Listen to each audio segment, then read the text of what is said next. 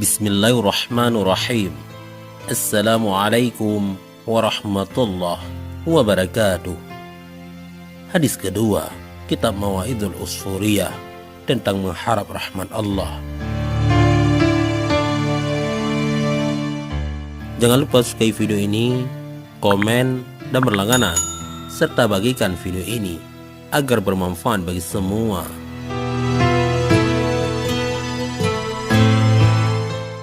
Dari sahabat Ibnu Mas'ud radhiyallahu an berkata, Rasulullah sallallahu alaihi wasallam bersabda, Al-fajirur raji rahmatallahi ta'ala aqrabu ila Allah ta'ala minal abidil muqnit.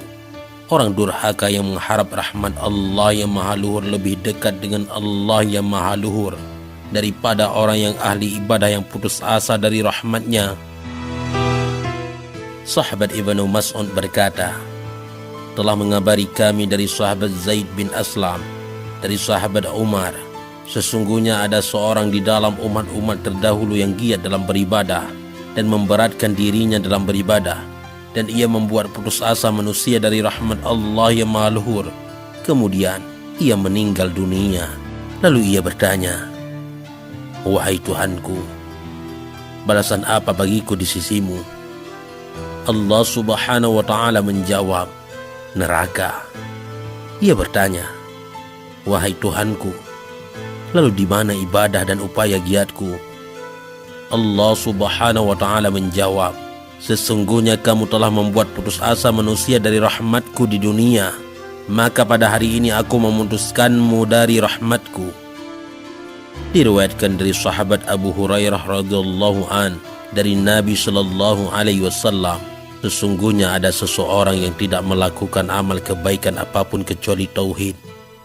Ketika kematian mendatanginya, ia berkata kepada keluarganya, tatkala aku mati, maka bakarlah aku dengan api sehingga kalian meninggalkanku dalam keadaan menjadi abu.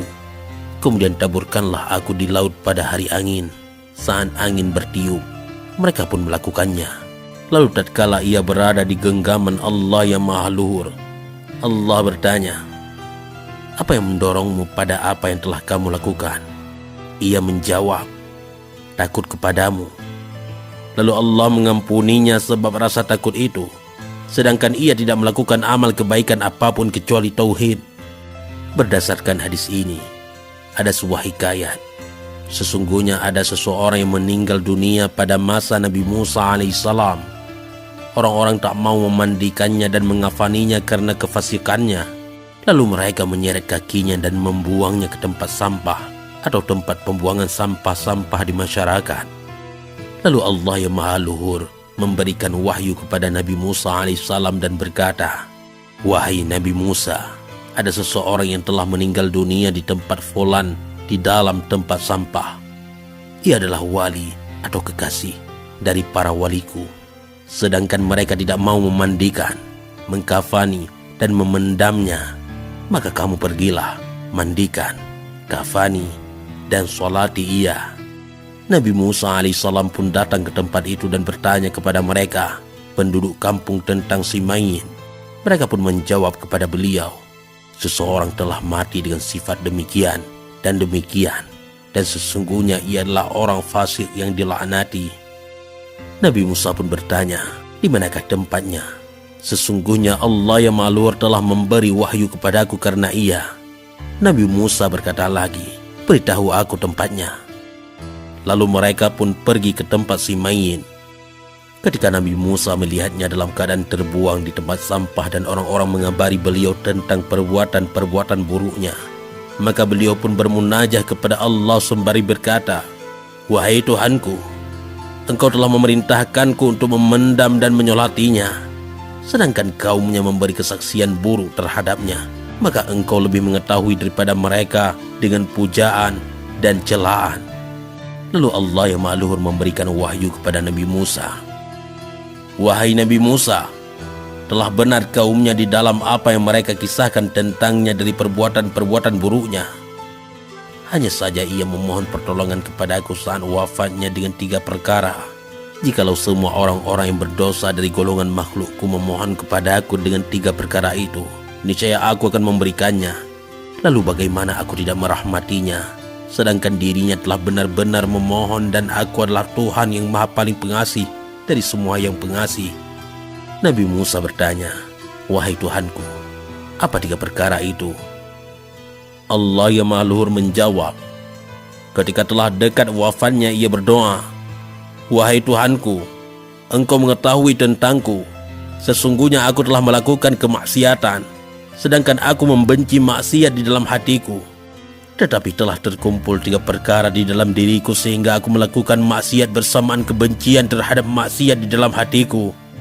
Pertamanya adalah hawa nafsu, teman yang buruk, dan iblis, semoga laknat Allah kepadanya.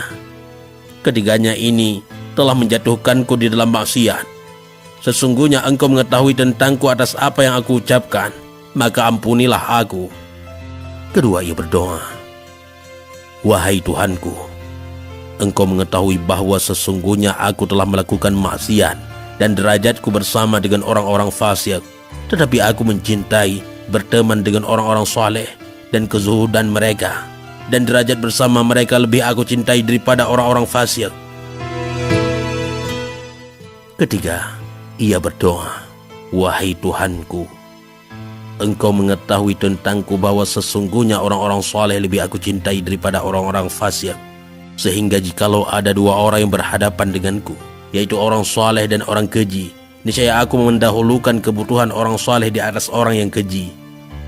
Perawi yang meriwayatkan hikayat ini berkata di dalam riwayat Wahab bin Munabbih, ia berdoa, wahai Tuhanku, jika Engkau memaafkan dan mengampuni dosa-dosaku, maka para kekasih-Mu dan para nabi-Mu akan bahagia dan bersedihlah syaitan, musuhku dan musuh-Mu.